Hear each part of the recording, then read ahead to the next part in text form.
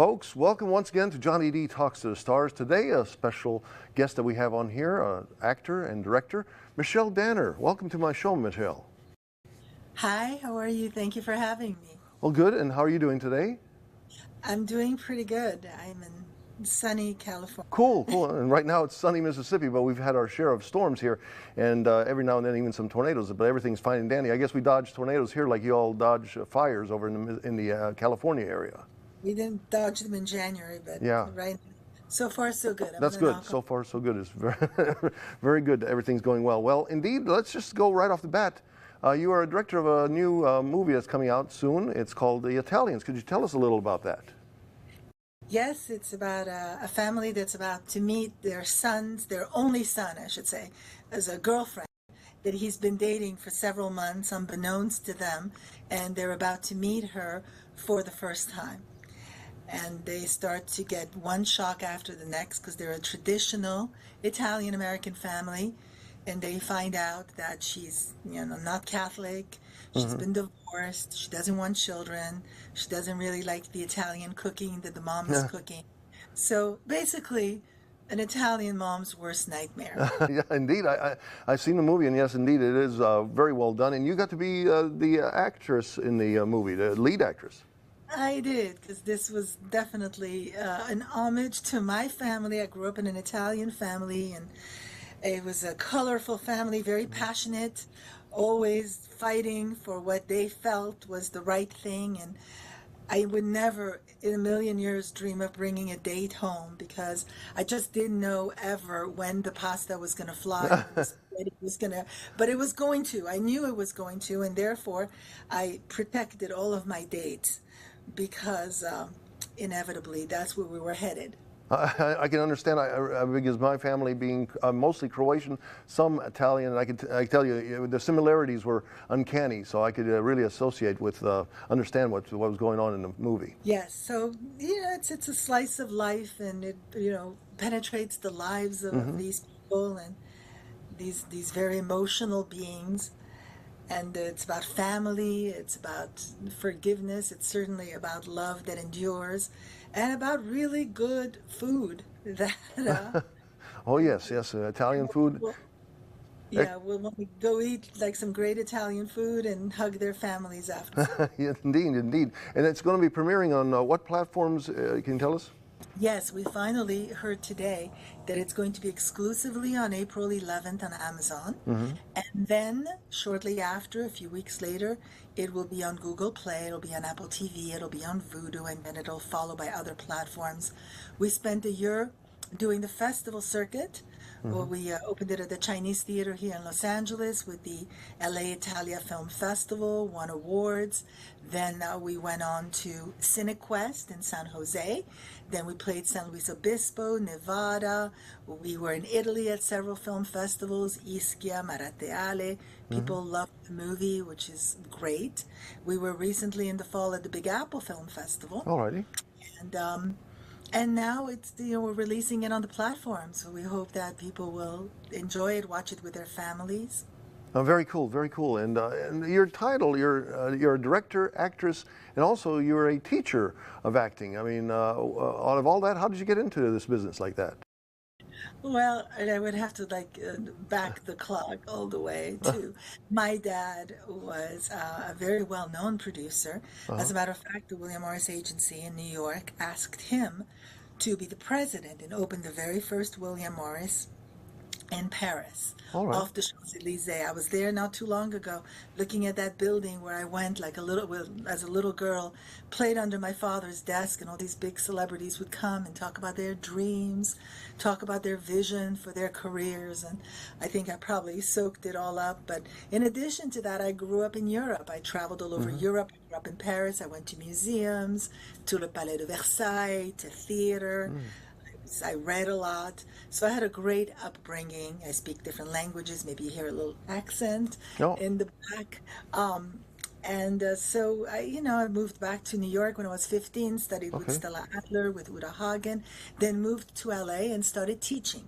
I made a decision to teach, actually, walking on the beach, because that's where I make the most important decisions of my life. And I started to teach actors and the school came out of that, the Los Angeles Acting Conservatory, the Michelle Danner Acting Studio, and I love working with actors. And of course, because at the core of all of it is storytelling. Storytelling is, what one is so passionate about. And so I understood that in order to, play to the biggest classroom in the world, you had to do cinema. And so I started to champion screenplays that I was interested in and get some of them produced. Some of them I didn't. I was just a director. But I've been lucky that in the last 2 decades, I've worked on one movie after the next, pretty much. And I didn't go to film school, but, experience was my film school. My son, on the other hand, went to USC where he studied film and theater. And so I got a little film school experience just by what he's doing. And he takes me to see all kinds of things all the time. But yeah, I love teaching acting. It's something that I feel, I get to impart whatever knowledge I have and the faculty that I have, because I have a pretty big faculty, to a new generation of actors that can change the world. Because if art changes people's lives, and it does, going to the cinema moves people and gives them a visceral experience and changes them. Of all the directors of that you've maybe crossed paths with, or maybe you've seen obviously the works thereof, who are some of the directors' names or some of the folks that you say, wow, you were really impressed with their directing? You mean directors that have inspired me? Yes, the directors that have inspired you. There's one director in particular, Mike Leigh. Okay. That is an English director that has directed many, many movies: Naked, Life is Sweet, Career Girls, Secret and Lies, Happy Go Lucky. An extraordinary director, but he works in a very specific way with his actors. He improvises with them for months on end, and out of that process comes a script. And so by the time the actors get in front of the camera and tell the story, they own the characters and their DNA to such an extent that it's a pleasure to watch this real life theater, that is filmed, take place. So I particularly have always been inspired by him. And in my acting classes, I even have an exercise in his honor that I call the Mike Leigh exercise. I told him this once. I went to meet him at a screening. Called the Mike Leigh exercise, where actors are asked a million questions about their characters and they have to answer. But of course, I loved Enora this year. I'm so happy it won the Oscar because it was a poster child for independent film. And it was just, a film can win all these awards that was only made for a fraction of what $100 million movie, could buy you. So of course I loved that. I loved that it won, in addition that it was a very good movie and it took risks. So Sean Baker is another one of my inspirations. And of course, there's a slew of others. But I just went to the movie theater on Saturday night to see the latest Soderbergh movie, Black Bag, with Kate Blanchett and Michael Fassbender. And what was really great about that was that the theater was full. Not even when I walked into a screening of Wicked was the theater that full. The theater was full, and it just reminded me of the good old days when people would go to a movie theater and see the movie on opening weekend. And so I loved that. Again, story, and I think it's wonderful not to be putting down films of action and things like that, but you sit down for over an hour and a half, almost hour and 45 minutes, and a wonderful story. And do you think, are we maybe turning the corner? I mean, I know there's still movies out there, obviously they give you a good story, but do you think in the future there will be more story movies, or do you think action's still going to be winning out? Because I think the story movies, obviously, in many, many years in the past, we didn't have computer graphics and stuff like that to give people action the way it's done today. But story movies, you think, are very important for the future, I would venture to guess, right? Well, absolutely. People always love a good story. That was the oldest profession. I know people think it's the other profession, but I always say that it's not. It's sitting around the campfire and great storytellers telling great stories. I have to tell you that they should just hire me because when I fall asleep in a movie, it's because there's a lack of human story. I was asked a few years ago to direct a movie that I'm very proud of called Miranda's Victim. All right. It's about how the Miranda rights came about. And Abigail Breslin, who is also in The Italians, was in it. And then I had a slew of extraordinary actors from Andy Garcia to Kyle MacLachlan to Donald Sutherland. It happened to be his last movie. Oh, A pleasure and an honor to work with him. Ryan Felipe, Luke Wilson, Mireille Enos, Josh Bowman, Emily Van Camp, Dan Loria. I'm forgetting people, but the list goes on and on. Did I say Brent Sexton, Enrique Murciano? Just an incredible cast of actors said yes to this powerful story, this true story, this important story that had never been told. And I particularly love finding stories that are timely and have not been told. And that was one of them. So I respond to stories that have a human component. However, on that note, I should tell you I'm attached to direct a movie that's going to go this fall. It's called Helios. It's a sci-fi Okay. thriller. all right. And it's an action movie. Okay. It's action, it's adventure, it's sci-fi, it's thriller. But without the humanity in it, without the human component in it, I think when I go to see these movies, these big disaster movies, that's why I say they should hire me, because I fall asleep right and think in the right moment when it becomes boring.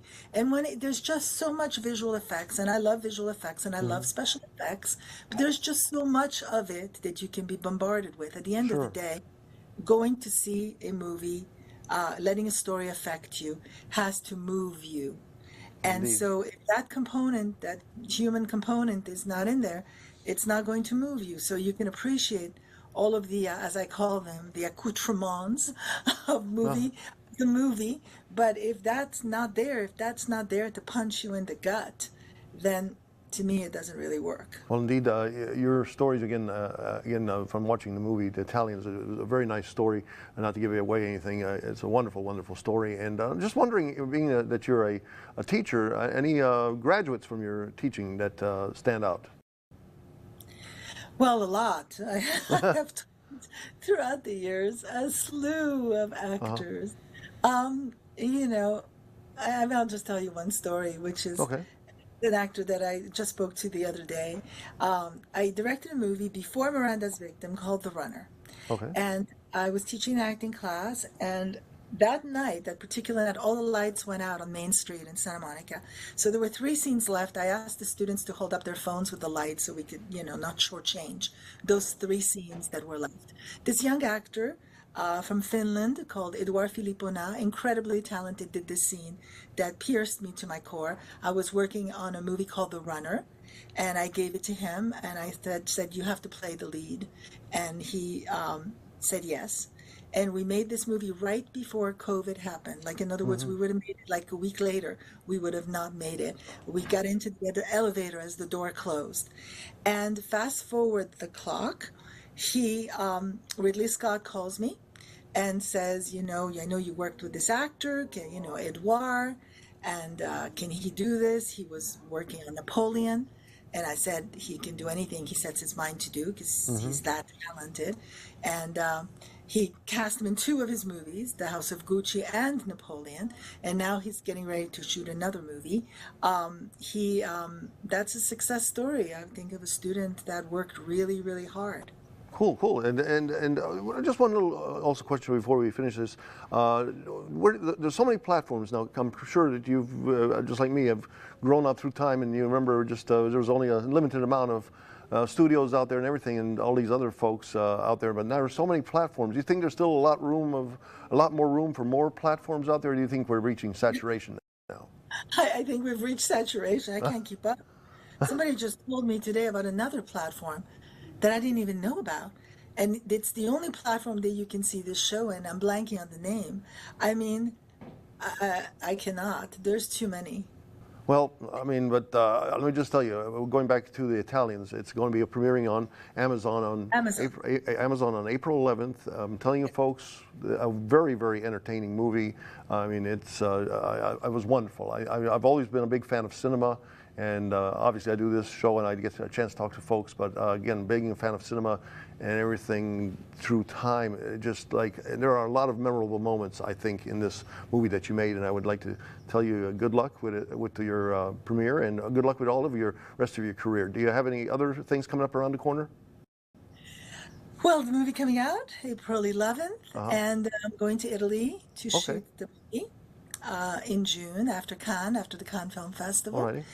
And then I'll have another movie, hopefully knock wood on all of Knock this. wood. And, Yes.